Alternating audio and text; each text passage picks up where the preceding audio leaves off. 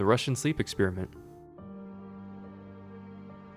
Russian researchers in the late 1940s kept 5 people awake for 15 days using an experimental gas-based stimulant. They were kept in a sealed environment to carefully monitor their oxygen intake so the gas didn't kill them, since it was toxic in high concentrations. This was before closed-circuit cameras, so they only had microphones and 5-inch thick glass porthole-sized windows into the chamber to monitor them. I gotcha. I'll turn it down just a little bit.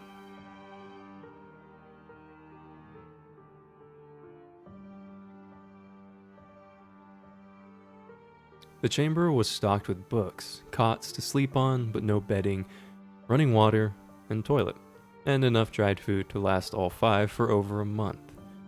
The test subjects were political prisoners deemed enemies of the state during World War II. Everything was fine for the first 5 days. The subjects hardly complained, having been promised, falsely, that they would be freed if they submitted to the test and did not sleep for 30 days. Their conversations and activities were monitored, and it was noted that they continued to talk about increasingly traumatic incidences in their past, and the general tone of their conversations took on a darker aspect after the 4-day mark. After 5 days, they started to complain about the circumstances and events that led them to where they were and started to demonstrate severe paranoia. They stopped talking to each other and began alternately whispering to the microphones and one-way mirrored portholes. Oddly, they all seemed to think they could win the trust of the experimenters by turning over their comrades, the other subjects in captivity with them. At first, the researchers suspected this was an effect of the gas itself. After 9 days, the first of them started screaming. He ran the length of the chamber, repeatedly yelling at the top of his lungs for 3 hours straight. He continued attempting to scream, but was only able to produce occasional squeaks. The researchers postulated that he had physically torn his vocal cords. The most surprising thing about this behavior is how the other captives react to it. Or rather, didn't react to it. They continued whispering to the microphones until the second of the captives started to scream. The 2 non-screaming captives took the books apart, smeared page after page with their own feces, and pasted them calmly over the glass portholes. The screaming promptly stopped. So did the whispering to the microphones. After 3 more days passed, the researchers checked the microphones hourly to make sure they were working, since they thought it impossible that no sound could be coming with 5 people inside. The oxygen consumption in the chamber indicated that all 5 must still be alive. In fact, it was the amount of oxygen 5 people would consume at a very heavy level of strenuous exercise. On the morning of the 14th day, the researchers did something they said they would not... The researchers did something they said they would not do to get a reaction from the captives. They used the intercom inside the chamber, hoping to provoke any response from the captives they were afraid were either dead or vegetables. They announced, "We are opening the chamber to test the microphones. Step away from the door and lie flat on the floor, or you will be shot. Compliance will earn one of you your immediate freedom." To their surprise, they heard a single phrase, in a calm voice, respond. "We no longer want to be freed." Debate broke out among the researchers and the military forces funding the research. Unable to provoke any more response using the intercom, it was finally decided to open the chamber at midnight on the 15th day. The chamber was flushed of the stimulant gas and filled with fresh air, and immediately voices from the microphone began to object. 3 different voices began begging, as if pleading for their life of loved ones, to turn the gas back on. The chamber was opened and soldiers set in to retrieve the test subjects. They began to scream louder than ever, and so did the soldiers when they saw what was inside. 4 of the 5 subjects were still alive, although no one could rightly call the state that any of them in life. The food rations past day 5 had not been so much as touched. There were chunks of meat from the dead test subjects' thighs and chest, stuffed into the drain in the center of the chamber, blocking the drain and allowing 4 inches of water to accumulate to the floor. Precisely how much of the water on the floor was actually blood was never determined. All 4 surviving test subjects also had large portions of muscle and skin torn away from their bodies. The destruction of flesh and exposed bone on their fingertips indicated that the wounds were inflicted by hand, not with teeth, as the researchers initially thought. Closer examination of the position and angles of the wounds indicated that most, if not all of them, were self-inflicted. The abdominal organs below the ribcage of all 4 test subjects had been removed.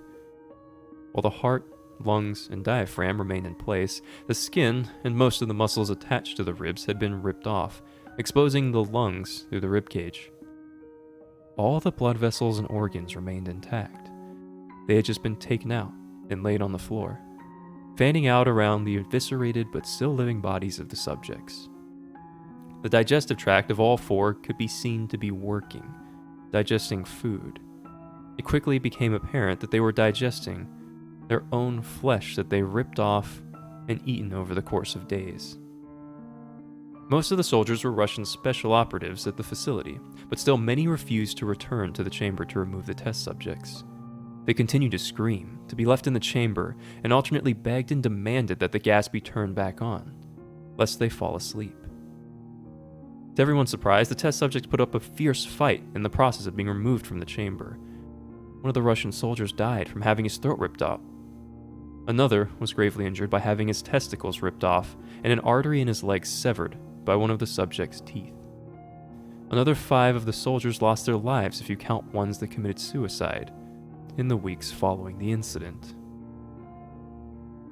In the struggle, one of the 4 living subjects had his spleen ruptured and he bled out almost immediately.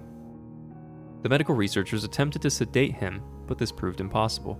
He was injected with more than 10 times the human dose of a morphine derivative and still fought like a cornered animal, breaking the ribs and arm of one doctor. When heart was seen to beat for a full 2 minutes after he had bled out, to the point there was more air in his vascular system than blood. Even after it stopped, he continued to scream and flail for another 3 minutes, struggling to attack anyone in reach and just repeating the word "more" over and over, weaker and weaker, until he finally fell silent.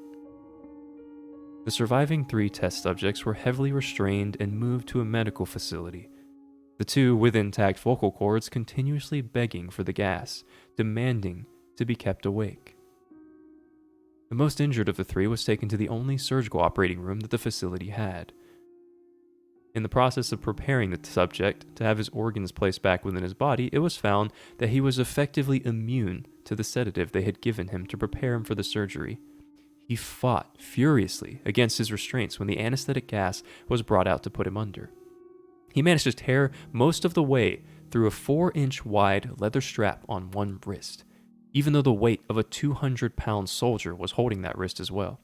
It took only a little more anesthetic than normal to put him under. In the instant, his eyelids fluttered and closed. His heart stopped. In the autopsy of the test subject that died on the operating table, it was found that his blood had triple the normal level of oxygen. His muscles that were still attached to his skeleton were badly torn, and he had 9 broken bones in his struggle to not be subdued. Most of them were from the force his own muscles had exerted on them.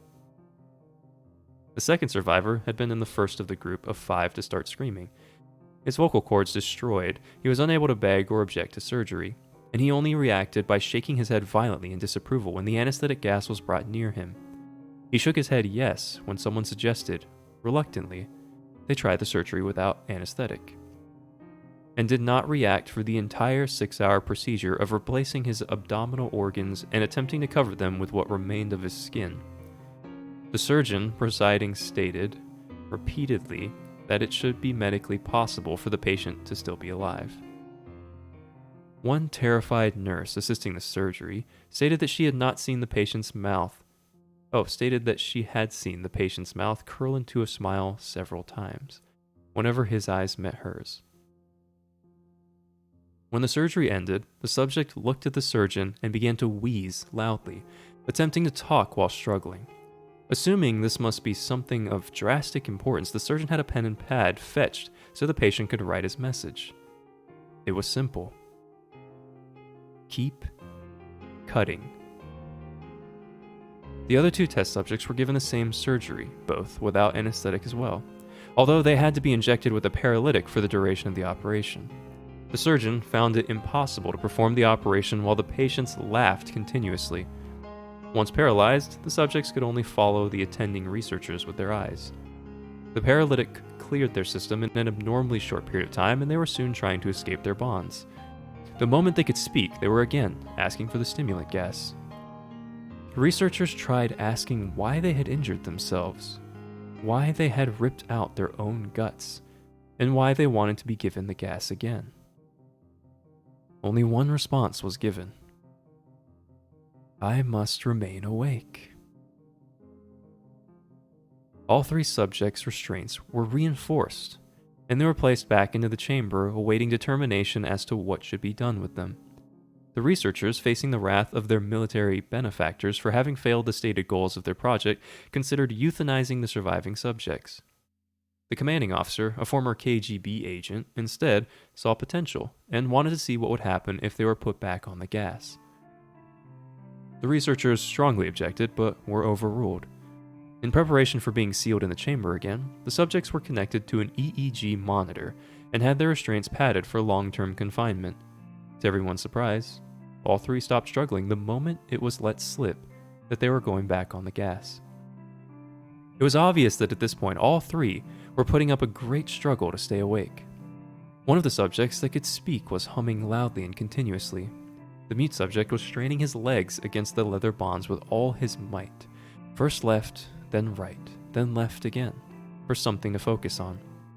The remaining subject was holding his head off his pillow and blinking rapidly. Having been the first to be wired for EEG, most of the researchers were monitoring his brainwaves in surprise. They were normal most of the time, but sometimes flatlined inexplicably. It looked as if he were repeatedly suffering from brain death before returning to normal. As they focused on paper scrolling out of the brainwave monitor, only one nurse saw his eyes slip shut at the same moment his head hit the pillow. His brainwaves immediately changed to that of a deep sleep, then flatlined for the last time as his heart simultaneously stopped. The only remaining subject that could speak started screaming to be sealed in now. His brainwaves showed the same flat lines as one who had just died from sleeping. The commander gave the order to seal the chamber with both subjects inside, as well as 3 researchers. One of the named 3 immediately drew his gun and shot the commander point blank between the eyes, then turned the gun on the mute subject and blew his brains out as well. He pointed his gun at the remaining subject, still restrained to a bed as the remaining members of the medical and research team fled the room. I won't be locked in here with these things, not with you! He screamed at the man strapped to the table. What are you? He demanded. I must know! The subject smiled. Have you forgotten so easily? The subject asked. We are you. We are the madness that lurks within you all, begging to be free at every moment in your deepest animal mind. We are what you hide from in your beds every night. We are what you sedate into silence and paralysis when you go to the nocturnal haven where we cannot tread. The researcher paused, then aimed at the subject's heart and fired. The EEG flatlined as the subject weakly choked out. So nearly free.